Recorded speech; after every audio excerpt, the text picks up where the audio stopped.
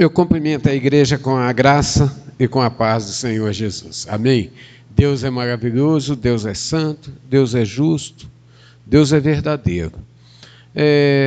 Hoje eu estava olhando, dando uma olhada ali no livro de Gálatas, no capítulo 3, e a gente vê o apóstolo Paulo começando aquela carta aos Gálatas, e ele começa no versículo 1, ó insensato Gálatas, quem vos persuadiu para que vocês começassem pela fé e agora voltassem para a carne? Não foi apresentado para vocês Jesus e este crucificado? Muitas das vezes na nossa vida, nós venhamos para o Senhor Jesus, a gente vem pela fé. Mas com o decorrer dos tempos, dos dias, as lutas, as tribulações, os problemas, nós começamos a voltar para um Jesus de antes da cruz. Voltar para aquele Jesus que fez milagres, aquele Jesus que transformou vida. Não é que ele não faça nos dias de hoje, não, ele continua fazendo. Mas Paulo, quando está falando isso, olha, vocês estão voltando para as obras da carne. E hoje a salvação é pela fé. E Paulo ali dá uma explicação a respeito da vida de Abraão, de como foi a vida de Abraão no capítulo 3 de Gálatas, que se a gente parar e analisar, a graça e a misericórdia do Senhor que nos alcançou foi imensa. Que nós viemos pela fé, e a Bíblia vai falar que é pela fé que nós temos que viver, e não por aquilo que é fruto da carne, fruto das obras, porque pelas obras ninguém foi salvo.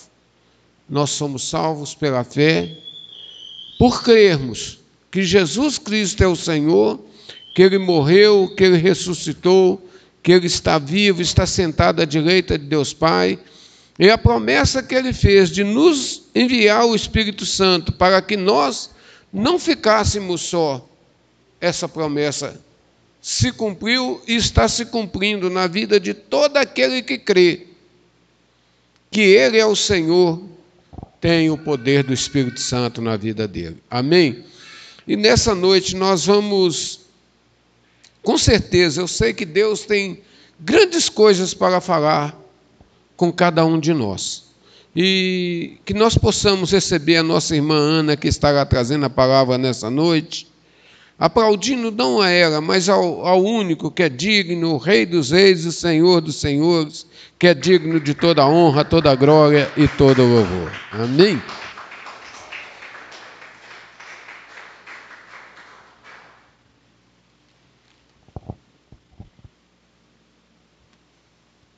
Graças a Deus.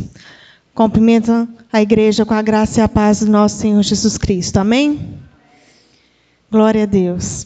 Há um tempo, a gente já não sobe mais aqui, no altar, já tem um tempinho bom, mas Deus sabe de todas as coisas, há um tempo certo. Eu diria que se eu, Delei e o pastor, hoje nós tivéssemos sentado e conversado sobre o que seria dito, hoje nós não teríamos combinado nada tão certo. Hoje, desde a abertura do culto até a última mensagem aqui que o pastor disse, ele disse sobre a fé. E quando o pastor ele me convidou, era algo que até um tempo atrás, um dia antes do pastor me convidar, eu estava comentando com uma amiga minha lá do condomínio onde eu estou morando, a questão sobre a fé. E se nós tivéssemos hoje sentado e conversado sobre o que seria dito hoje, não teria dado tão certo. Mas quando Deus tem um propósito, quando Deus já marcou essa data, Ele marcou para mim e para você, para aquelas pessoas que estão em casa também, para ouvir essa palavra hoje. Nós estamos vivendo tempos difíceis, tempos de tribulação, mas em tudo nós devemos confiar no Senhor Jesus. Amém? Vamos orar a Deus, pedir a Ele discernimento, sabedoria, e que eu possa diminuir, mas que a glória dEle, que a vontade dEle possa prevalecer na minha vida. Amém? Senhor, meu Deus e meu Pai, graças, ó Deus, nós te damos, nós te louvamos, nós te rendemos, ó Pai, porque o Senhor é bom. E as tuas misericórdias, ó Deus, ela dura para todo sempre. Pai, nós te louvamos, ó Pai, pela beleza da tua santidade. Nós te louvamos, ó Deus, porque o Senhor é o Deus da nossa vida. Pai querido e Pai amado, nessa noite, ó Deus, eu venho lhe pedir em favor, ó Pai, de cada pessoa que o Senhor escolheu para ouvir essa palavra nessa noite. Pai querido e Pai amado, que o Senhor possa tocar de maneira sobrenatural, que o Senhor possa, ó Pai, nos fazer entender a mensagem que o Senhor nos trouxe nessa noite. Essa data, ó Deus, o Senhor já havia marcado, o Senhor já havia escolhido todas essas pessoas que aqui estão, que estão dentro dos seus lares assistindo este culto neste momento. Pai querido e Pai amado, em nome de Jesus, que o meu eu caia por terra, que a minha vontade caia por terra, mas que a glória do Senhor possa ser de maneira sobrenatural sobre este lugar. Amém. Glória a Deus. Bom, quando o pastor me convidou para trazer a mensagem dessa noite, saiu da marcação. Quando ele falou assim, Ana, traz a palavra para mim, sem ser nessa quarta, na próxima quarta. E há tempos, Deus tem trabalhado comigo a questão da fé. Muitas das vezes, né, com a minha rotina de trabalho, de casa e tudo, muitas das vezes eu não estou presente aqui em todos os cultos. Mas é algo que Deus tem trabalhado comigo dia após dia, que é a fé. Esperar em Deus, a confiar em Deus. Deus, em todas as coisas, Deus tem um propósito. Né? Então, eu gostaria que você abrisse sua Bíblia comigo, no livro de Mateus, no capítulo 14.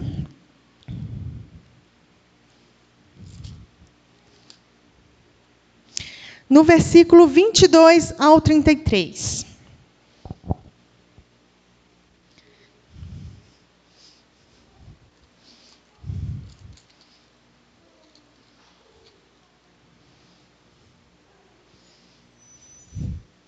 Amém?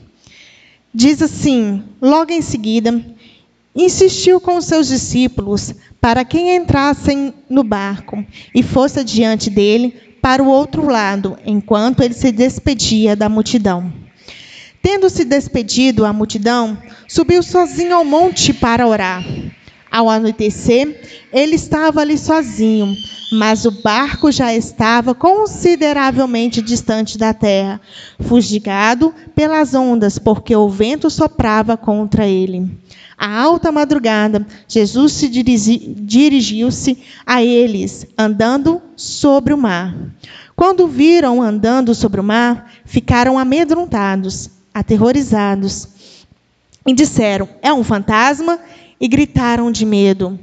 Mas Jesus imediatamente lhe disse, coragem, sou eu, não tenha medo. Senhor, disse Pedro, és tu? Se és tu, manda ir ter ao teu encontro por sobre as águas. Respondeu ele, venha. Então Pedro saiu do barco e andou sobre as águas e foi em direção de Jesus. Mas quando reparou o vento, ficou com medo e começou a afundar e gritou, salva-me. Imediatamente Jesus estendeu a mão e o segurou e disse, homem de pequena fé, por que você duvidou? Quando entraram no barco, o vento cessou e então os que estavam no barco adoraram, dizendo, verdadeiramente, tu és o Filho de Deus. Amém? Glória a Deus. Essa passagem da Bíblia ela é muito conhecida. Vocês, obviamente, devem ter ouvido inúmeras pregações a respeito de Pedro.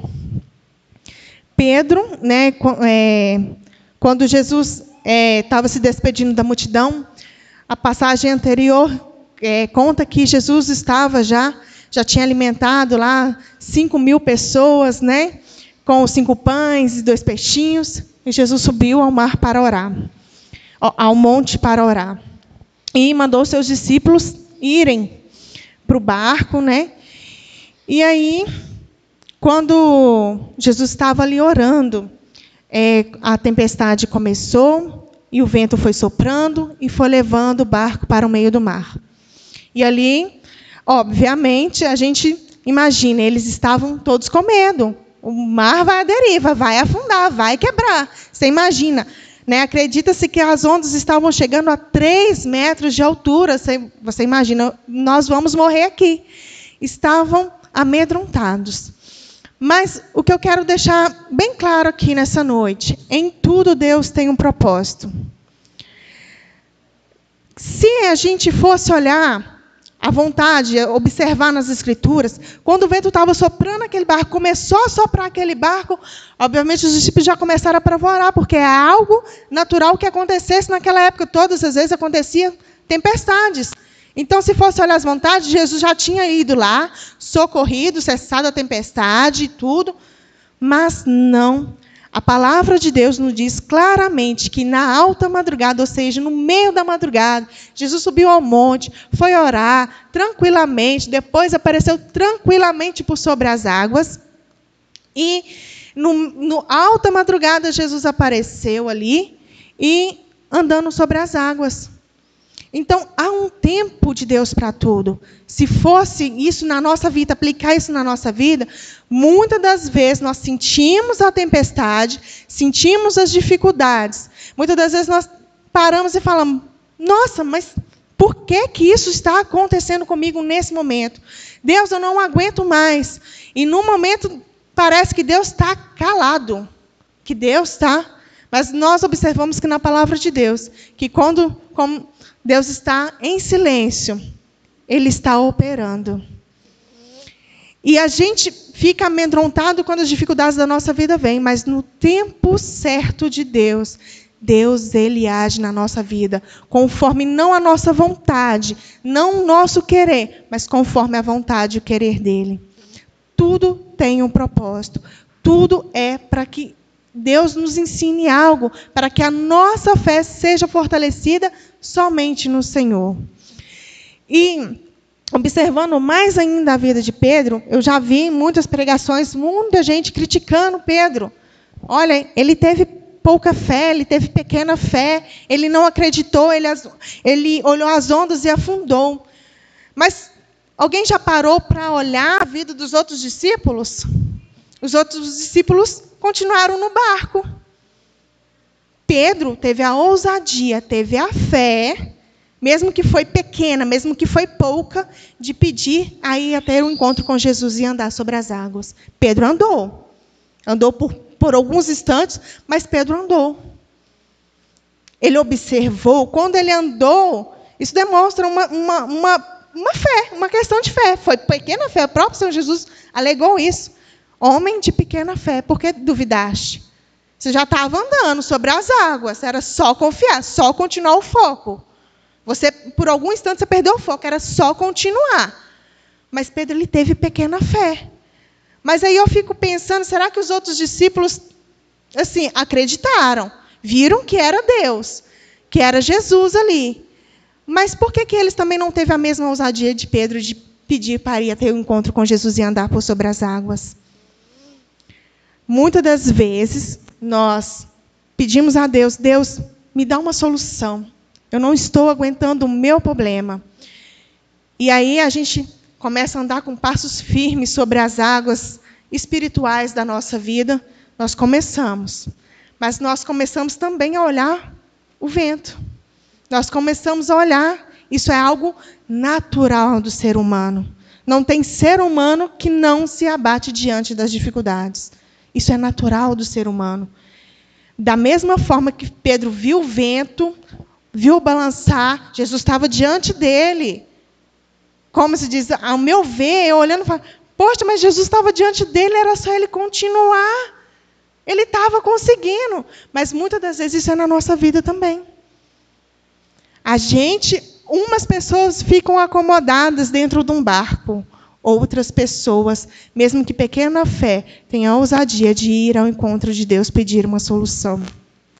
E muitas das vezes nós sentimos e percebemos quando nós estamos afundando. Outro ponto importante que eu quero colocar aí, dentro do meu coração e no coração de vocês, é o seguinte. Quando Pedro percebeu o vento, ele começou a afundar. Mas o que Pedro falou? Senhor, salva-me. Ele percebeu. Quando ele viu que ele estava afundando, ele percebeu o vento, ele afundou. Mas imediatamente ele voltou à sua visão no Senhor e pediu a Deus para que salvasse, a Jesus que salvasse. E imediatamente a palavra de Deus diz que Jesus estendeu a mão. Muitas das vezes nós estamos achando que Deus está distante, que Deus não está vendo as nossas dificuldades, que Deus não está nos ajudando, que nós estamos sozinhos. Sentimos que nós estamos olhando para um lado, nós estamos sozinhos. Mas não paramos para pensar que quando clamamos pelo nome de Jesus, Ele está com as suas mãos estendidas para nos ajudar. Isso é fato. Deus nunca nos abandona diante das dificuldades. Pedro poderia ter terminado de afundar e por ali ficado, ou até mesmo falando, discípulos, me ajuda, eu estou afundando, eu estou afogando, joga aí uma boia aí, porque eu estou afundando. Ou então, confiado na sua força física, eu não sei se Pedro sabia nadar ou não, poderia estar tentando nadar contra o vento, contra a maré, mas o que Pedro falou? Senhor, salva-me. Se existe alguém que pode nos ajudar diante de toda e qualquer dificuldade, esse alguém se chama Jesus. É a única pessoa que, mesmo diante das dificuldades, você pode ter amigos, você pode ter o pastor da sua igreja, você pode ter seu pai, a sua mãe, mas nenhum deles são capazes de te ajudar diante de toda e qualquer dificuldade. Somente um pode operar milagres. Somente um. E esse um único que pode é Jesus. A nossa fé, a nossa visão, mesmo que por algumas vezes a nossa fé seja abalada, seja estremecida, a nossa fé tem que estar sempre fortalecida no Senhor Jesus. Eu estava até comentando, e quando eu li essa passagem, eu me lembrei de um momento na minha vida, porque quando a gente tem filho, o filho é algo que nos dói mais. Quem é mãe, quem é pai, vai saber muito bem sobre isso. Algo que nos dói muito é o nosso filho. A única pessoa que a gente não quer que toca é nos nossos filhos. E o Vitor, logo com 6 meses, ele começou a ter alguns probleminhas de saúde, com o ano foi piorando, e isso foi agravando até os 3 anos de idade. Eu não sabia o que era dormir, porque eu colocava o Vitor na cama, o Vitor, além das bronquites, dificuldade para respirar, o Vitor tinha feridas do pé até a cabeça. E muitas das vezes via ali a perninha, né, via os bracinhos, mas não via como estava a barriguinha, a área do bumbum estava ferido, mas muito ferido. E isso, né, corre para um médico daqui, um médico dali, outro médico daqui, e isso era constantemente. Toda semana era um médico diferente. E aí, com os médicos, o que eles dão? Remédio. E com remédio, o que você gasta? Dinheiro. Há uma época da vida, eu fui parar para somar o que a gente estava gastando por mês com o Vitor, com medicamento. Nós estávamos gastando quase R$1.000.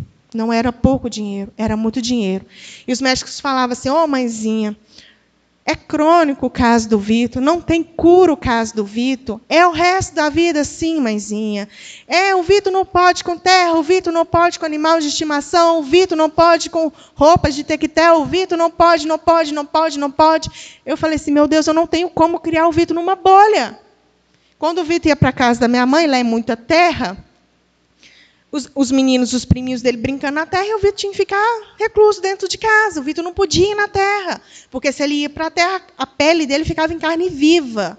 Em carne viva. E a dermatite atópica crônica, ela queima. Ela dá uma bolha, ela queima, ela coça, ela arde. É tenso. E quando era hora de dormir, o Vitor não dormia, porque coçava, porque queimava. Ele tinha dificuldade para respirar. Tinha a caminha, que era pequenininha, não cabia nós dois na cama. Eu ficava sentada no chão ali mesmo, passando gelo, passando pomada, passando pano molhado, para poder cessar a coceira do Vitor. E não resolvia. Ela falava, olha, o Vitor firmou o sono, eu vou deitar e vou dormir. Quando dava meia hora, o Vitor acordava de novo. E isso, sim, era a noite toda. Isso foi por quase 3 anos, eu nessa peleja com o Vitor. E eu já cansada, exausta, fisicamente, espiritualmente, emocionalmente, eu estava exausta. Eu tive essa sensação de estar literalmente remando contra a maré. Eu falei assim, Deus, eu estou dando braçada, mas eu não sei nem para onde que eu estou indo. E aí eu sentada ali para trás, eu cansada, nem em pé durante o culto eu estava ficando direito. O Vitor também cansado, porque ele ficava sempre moado no meu colo. Eu botei a minha cabeça assim na cadeira. Eu falei, Deus, eu não estou dando conta mais. Eu entrego tudo nas tuas mãos. Eu estava chorando do início do culto até o final, porque eu não estava realmente aguentando a situação que o Vitor estava vivendo, que eu estava vivendo, que a minha família estava vivendo e não estava aguentando.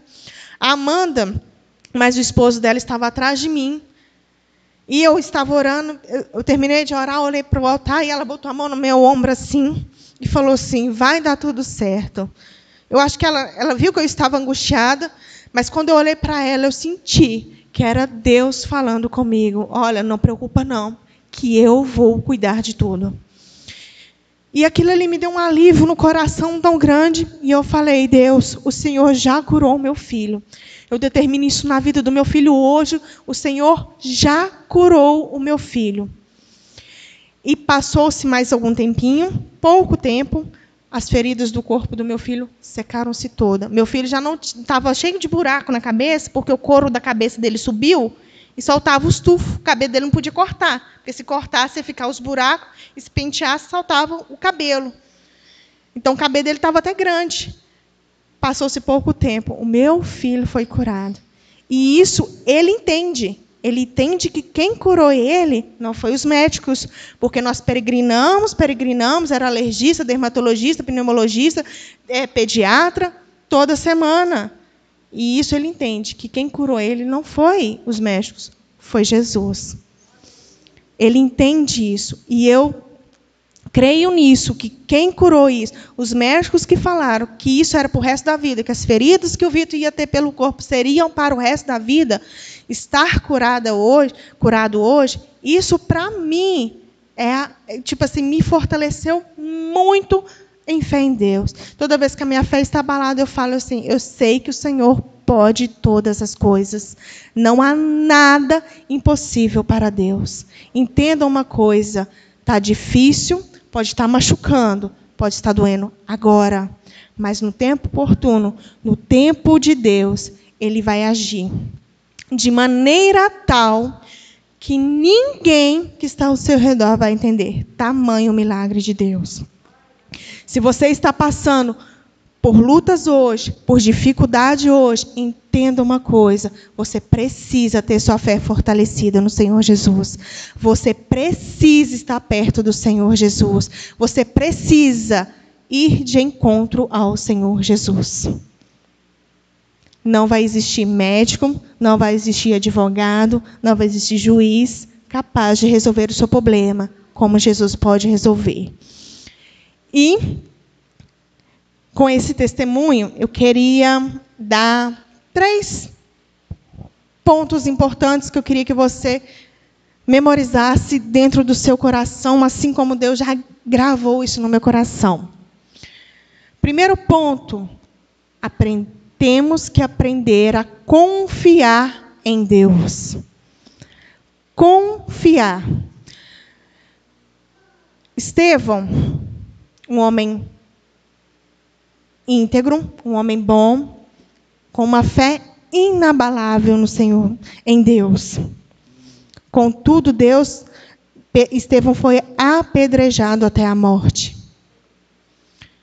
Pedro, em nenhum momento, durante o seu apedrejamento, Pedro reclamou: "Ó Senhor, eu te sirvo, eu te adoro. Por que isso está acontecendo comigo? Por que eu estou morrendo assim, de uma forma tão brutal, tão cruel?" Pedro, em nenhum momento. Ele confiou, porque Deus era Deus que podia ressuscitar. Se não ressuscitasse, a salvação dele estava garantida, mediante a fé que ele tinha em Deus. Então, em nada devemos reclamar e sempre confiar em Deus. Os planos de Deus são maiores daquilo que pensamos ou imaginamos para as nossas vidas. Então, em nada devemos reclamar e, sobretudo, confiar em Deus. O segundo ponto dessa passagem: toda tempestade tem um propósito. Toda dificuldade na nossa vida, ela tem um propósito. Naquela época, os milagres que Jesus fazia, as coisas que Jesus fazia, o propósito dele era mostrar a sua plena divindade. Ele não era apenas um líder que ia poder conduzir o povo contra Roma. Ele era Deus e continua sendo. Toda vez que Jesus tinha manifestação dos seus milagres, era para provar para aquele povo que ele era o único Deus. Então, toda tempestade tem um propósito. Pode estar doendo, pode estar difícil agora, mas quando você passar por essa tempestade, quando essa tempestade acalmar, assim como quando Jesus entrou no barco, a tempestade ela cessou. Quando essa tempestade acalmar, você vai entender os propósitos. Porque os discípulos, quando acalmou, eles falaram: verdadeiramente, tu és o Filho de Deus. Então, em tudo tem um propósito. Reconhecer que Ele é um único e suficiente Salvador da nossa vida. Não existe outro caminho, né? Jesus disse: eu sou o caminho, eu sou a verdade, eu sou a vida. Então, se existe um caminho para a eternidade, esse caminho é Jesus. E tudo o que acontece na nossa vida tem que nos conduzir para o caminho da eternidade. Tudo agora é caminho à eternidade. Tudo que você está passando hoje, que você está vivendo hoje, isso é para fortalecer você até a eternidade. Então, tudo tem um propósito. E na hora certa, Deus ele vai agir.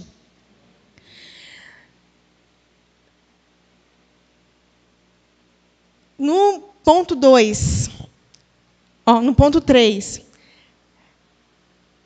Deus age no momento certo. Não adianta você falar: Deus, eu quero para ontem o meu milagre. Deus, eu quero agora o meu milagre. Não vai adiantar isso.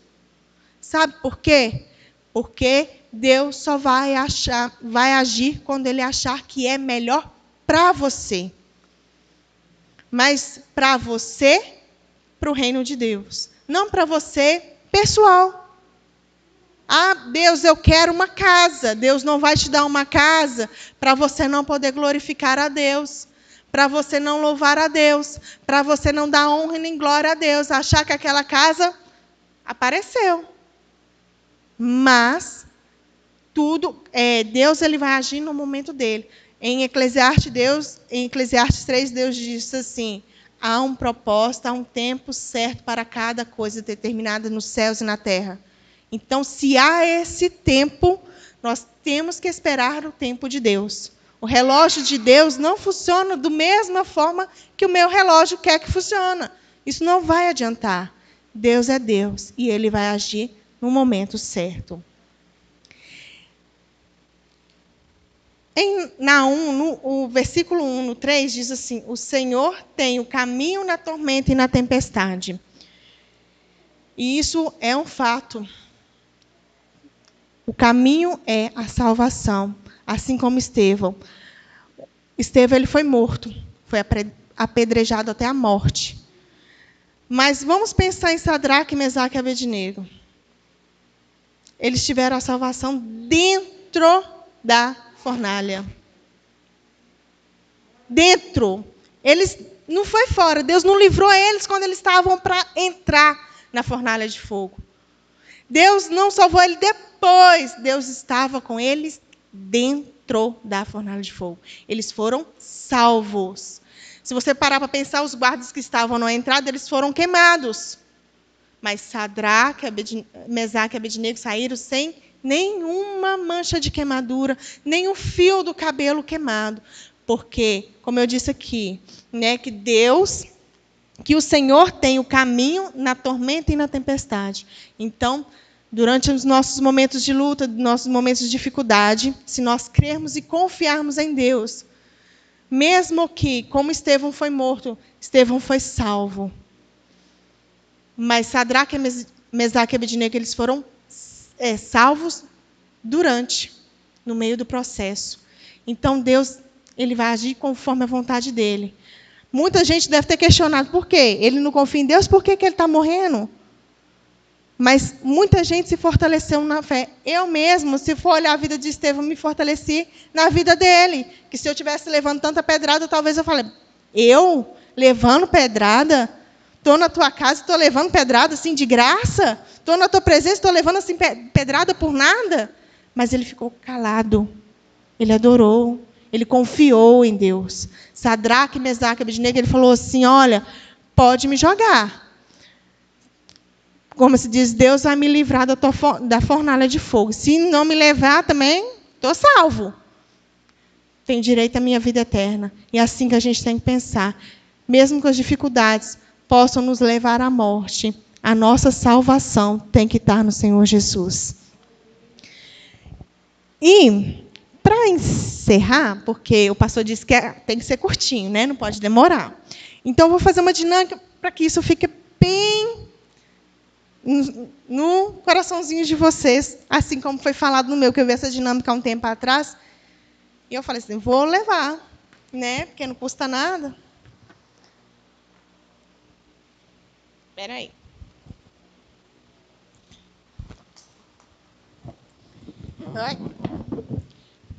Era só os balãozinhos dele. Isso aqui é um balão. Ele é, como se diz, vulnerável. Ele pode, a qualquer momento, ele é frágil. Se eu ficar apertando aqui uma hora, uma outra, ele vai estourar, vai explodir. Vulnerável, porque ele está vazio, não tem nada dentro dele. Quando nós não confiamos em Deus, quando nós não acreditamos em Deus, nós somos como esse balão. Mesmo que, diante de toda e qualquer dificuldade, a gente é vazio, a gente não tem nada por dentro, a gente não tem nada a oferecer. A gente, qualquer dificuldade nossa, qualquer tribulação nossa, nós ficamos a tempo de estourar. Nós não suportamos quem não tem fé, quem não tem nada dentro, não tem Deus dentro dele. Qualquer coisinha fica a ponto de estourar, porque ficamos vulneráveis. Quando nós não temos Deus, quando nós não temos fé fortalecida no Senhor, nós ficamos vulneráveis. Mas quando... Cadê? Ó, a bolinha voa. Quando nós estamos cheios de fé, cheios da presença de Deus, nós somos como essa bolinha aqui, como este balão. Nós apertamos, apertamos, apertamos e nada nos abala. A minha forma física não muda. Nós não mudamos a nossa forma física. Nada pode nos abalar, nada pode nos estourar. Eu posso bater, eu posso socar, mas continua intacto. Quando nós não temos Deus, nós estouramos facilmente. Então, que a nossa fé possa ser, assim como a fé de Estevão, assim como a fé de Abraão, assim como a fé de Sadraque, Mesaque e Abednego, que em nada teve a sua fé abalada, que estava cheio de fé, cheio de confiança em Deus, e que por mais que dificuldades vieram sobre as suas vidas, por mais que tribulações vieram sobre as suas vidas, em nada a sua fé foi abalada. Este balão aqui tem que ser nós. Isso aqui tem que ser nós. Como se diz, firmes, constantes, como se diz, concretos. A nossa forma física não pode mudar. Eu não tenho que achar que eu tenho que me adaptar como um camaleão. Eu não tenho que me adaptar. Quando a minha fé está fortalecida no Senhor Jesus, a minha forma física em Cristo Jesus tem que ser a mesma. Porque um balão meio enchido, como eu fiz aqui, né, tem aqueles balões que a gente transforma ele no que a gente quiser. A gente não tem que ser esse balão vazio. A gente tem que ser cheio, cheio de Deus, cheio de fé, de confiança. Então, que isso possa ficar no seu coração.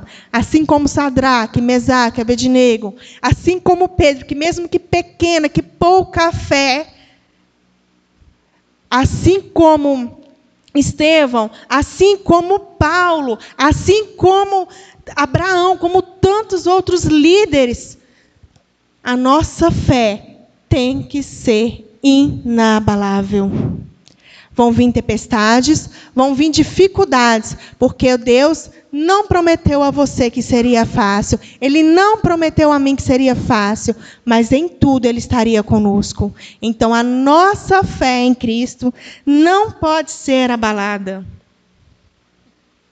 Não pode ser abalada. Então, que isso possa ficar no seu coração. E, para encerrar, eu, particularmente, eu sou apaixonada com este livro por completo. Já li ele algumas vezes, e sempre que eu leio, eu aprendo mais alguma coisa nesse livro. Em Hebreus, no capítulo 11, para encerrar essa pregação, no capítulo 11, e depois, se você tiver uma oportunidade na sua casa, leia o capítulo 11 inteirinho, para você ver como que eram os heróis da fé naquela época, com a fé inabalável. Então, no capítulo 11, no versículo 1, diz assim: ora, a fé é a certeza daquilo que esperamos e a prova das coisas que não vemos. Quando nós estamos esperando, nós, como se diz, está invisível aos nossos olhos, mas a nossa fé, quando ela é em Deus, nós temos a certeza de que uma obra ou outra, ela vai acontecer na nossa vida. As promessas de Deus vão acontecer na nossa vida no momento de Deus. Então, entenda, esse versículo é para encerrar, que a fé é a certeza das coisas que esperamos e a convicção das coisas que não vemos, que isso possa ficar gravado no seu coração. Temos que confiar e ter fé no Senhor Jesus. Amém? Glória a Deus. Pode ser.